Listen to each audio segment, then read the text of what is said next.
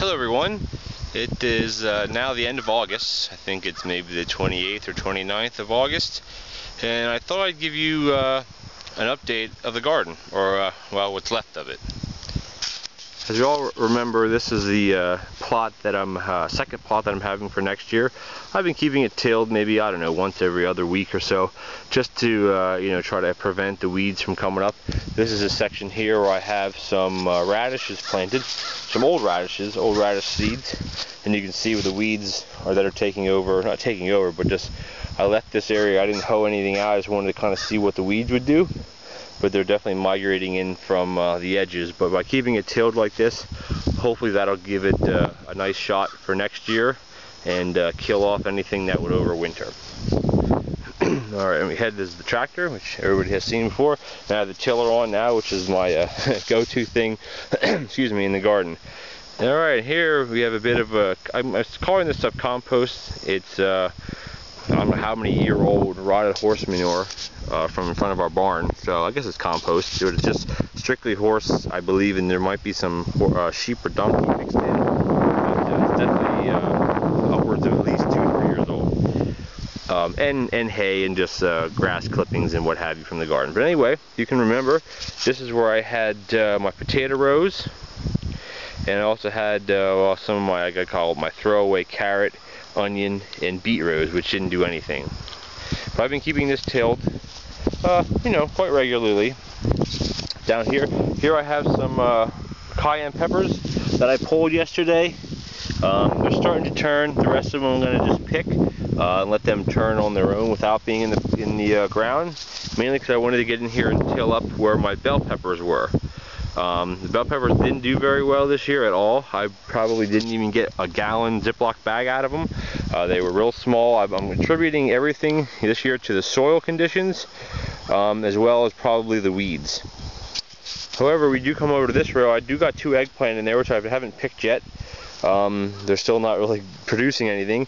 But then my tomatoes, I got a bunch of cherry tomatoes, I got some Romas, I got some Earlies, got some Big Boy, I got some Heirloom, I got some Brandywines, and even though with the weeds, check out this Roma here. I mean, it's only, maybe 2.5 feet tall, but it's loaded down with tomatoes. This one here, I believe, is, this is a Brandywine. I'm not sure if that's an heirloom Brandywine or not, but it's definitely a lot growing. I mean, this here, if this is stretched out, would probably be close to 4 feet or so. So there's, and they're still producing very well. And that's my, my tomato row. Real quick over here, I got my pole beans, which are still in, and they did okay this year. I got quite a bit off of, even if you can see how not well they took to this makeshift trellis that I made out of baling twine. That's what I had this year. They still did okay. Next year, if I do these, I definitely will invest in some netting, because I didn't realize that pole beans they didn't send out little tendrils like your squash and what have you does. These just wind their stem around it, and obviously they need to wind around something vertical. But they did okay. I still got quite a few 5-gallon buckets out of these 2 rows, even though they're very sparse. Also, in front of it here, if you can remember, there were my yellow bush beans. I think I planted, well, the variety is Gold Rush, and they did very well. I'm happy with those, and I'll be planting those again next year. And here we have an early girl, and this thing is just loaded down with tomatoes. And I picked quite a few bucket loads of tomatoes out of these already. I had 25 plants, and I got a good yield out of these, even with the soil conditions, the weeds, etc. So I'm definitely going to shoot for tomatoes next year. More of them, but with less variety, as some of them people weren't really interested in. So I think I'm going to limit my varieties to maybe 3 or 4, not 7 or 8 that I had this year. And real quick before we continue, if you see here, this is some of that compost that I call it. It's real broken down, but there still is pieces of straw, pieces of hay in there, and you can't even find bits of actual poo, if you will. That this stuff here has been buried, 3 feet in the ground, just a giant pile of it, which I'll cover a little bit later. But basically what I'm doing is every area that I've ripped out plants or tilled under plants, I'm mixing. There's one little pile, is probably you know, as much as I can into the soil to give it some tilth, I think that's the word, the fluff to it. And if you come over here, I haven't tilled this, I'm not getting off track, but I haven't tilled this area here in probably a good couple days, just with my tiller. But you go down, easily 6 inches there of nice fluffy soil. Where I tilled just yesterday, I'll show you later, and I guarantee that's closer to 8 inches depth, just using my tiller. I don't have a middle buster or any type of bottom plow. It'd be nice to use to get this plot correctly ready, but tiller is what I got and it works. Anyway, back to I got 5 plants of spaghetti squash. They're a small wonder. As you see, the plants are starting to die off, which is what they do this time of year. Especially, we had some nights in the 40s the past couple of days, so I'm not sure if any frost moved through, but this definitely looks like the effects of frost to me. But anyway, I only have some that are just starting to turn. These are a later crop, which next year, again, they were planted from seed this year. If I do these next year, they'll definitely be started, hopefully, indoors. As we move down, we got some crooked-neck squash, which actually aren't doing too bad. I got a couple off of that, and I also have some patty pan, which are these down there. You see the flying saucer. They did, geez, not as good as I thought they would. They did very poorly. You know, I've seen pictures and read things about how these bushes are loaded down with these things, and I don't think there was ever more than one on a bush. But I may try it next year. And then we go down through. These are all my onyx green zucchini, and they're growing fairly well. I have a couple of them that I'm gonna, well, see which one the biggest one is to enter into the fall garden contest. This one here is a contender. I'm not sure what any of the weights are, obviously, because they're in the garden. And I think that's the biggest one. I'm sorry I'm moving around, but that's the biggest one I believe I have so far. There's another one in there, but that one's starting to rot away, so I'm just going to let it do its thing. And then here, yeah, here's the other possible contender. I mean, this is way too big. I mean, you could eat this, but it's way overgrown. But the remainder of everything in the garden, including the squash here and the zucchini, they're going to stay on the plants unless someone comes by and wants them. I'm done with my deliveries. There's just not enough things that are ready or still continuing to grow that is worthwhile for me to do my deliveries into the city. But I should have a boatload of seeds that I can save next year, which I will show you in a different video how I am saving some seeds, and I can hopefully get some feedback. Alright, we moved down here to the lower section of the garden, and I'm not sure if you can picture this, but these, the dead plants in this row here, straight along, those were my sugar snap peas. And even with these weeds in the dry summer, I think they did excellent. And if they do even better next year for the amount that I got out of this 140, 150 foot row, I'll be very pleased. Next year I'm planning on putting in a double row on the same trellis.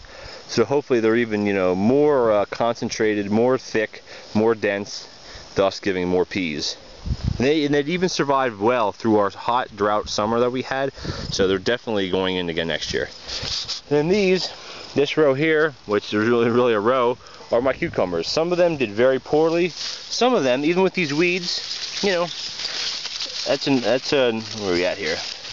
That's a nice sized cucumber, you know, nice size to pick and eat. And I got a couple. I actually got probably close to 10 gallons. 10-15 gallons, you know, a couple 5-gallon buckets out of this row, as well as, I'll touch on this bit in a minute, as over here, these are actually my more producing ones, and this is only a 40-foot row, but you can actually see them here. I did go through these the other day, so I don't think there's too many I can show you, but the plants definitely are growing a lot better. But again, I did this little trellis work here, and obviously they didn't like it, because they didn't grow up them at all. So next year I'm nixing this, and I'm going to be using my my rings that I made, which I have shown you in a different video. So hopefully they'll do a lot better. Alright, and then along here, this whole section in here, up to that last pole, these are all my gourds. Let's just see if we can find one real quick, just to show you. I got a crown of thorns, just a small mix of them. There are a lot in here. Just they're kind of hidden, which is how gourds kind of grow. They don't, you know, it's hard to find them. Well, I don't think I can find any right now, but trust me, there's quite a bit in here. which once these weeds die back and everything, it'll be a lot easier to find them. And now we move up into the pumpkin patch, which you can see the frost has been hitting some of these things. And I have been getting a spout, I believe it's powdery mildew. The white on these, it just appeared just only about less than a week ago. If it is powdery mildew, here you can see it better on this one here. Please let me know. But these up in here are definitely getting hit by the frost or the cold weather we've been having. But anyway, the biggest pumpkin I got this year so far is probably this guy right here. That got to go probably close to 15-20 pounds. And then scattered throughout I have lots of more pumpkins. And I still got them putting on flowers, which is, you know, pretty excellent. However, I don't think any pumpkins that are just coming on now are going to make it to Halloween. Mainly due to the cold, we'll get to them first. Then up in here I got some miniature pumpkins. Right there you got a miniature pumpkin right there.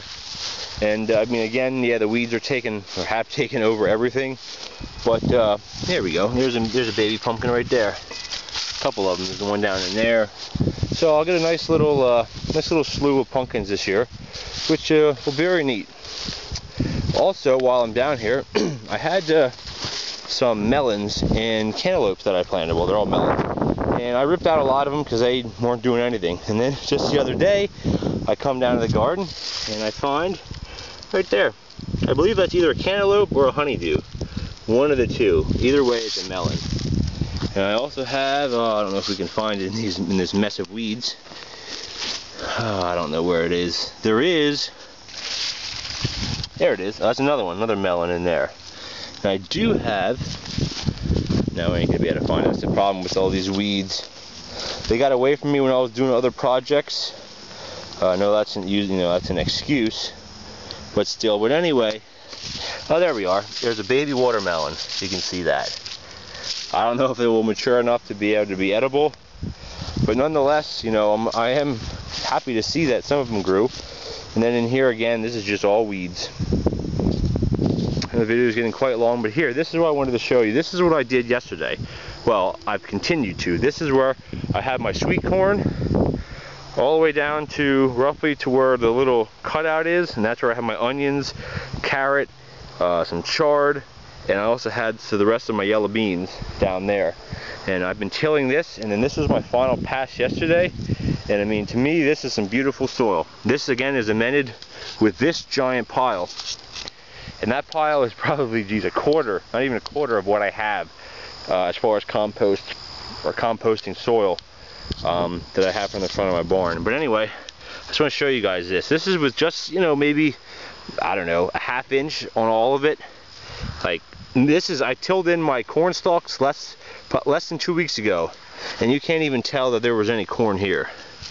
But I mean, you dig down here, this is just from my tiller, and you're easily 8 inches down in the ground. So next year, I know my root crops, my onions, my carrot, and what have you, I know they're going to do well. I'm definitely doing corn again next year, and I'm hoping for a better turnout. So anyway, that's the field trip for the, I guess it'd be September. Let me know your thoughts. I'm basically, when things are dying off, or I'm done digging them or done picking them, I just till them under, and then I spread this compost I got and get it ready for next year. So if anybody has any questions, comments, please leave them below, and we'll talk to you later. Thanks for watching.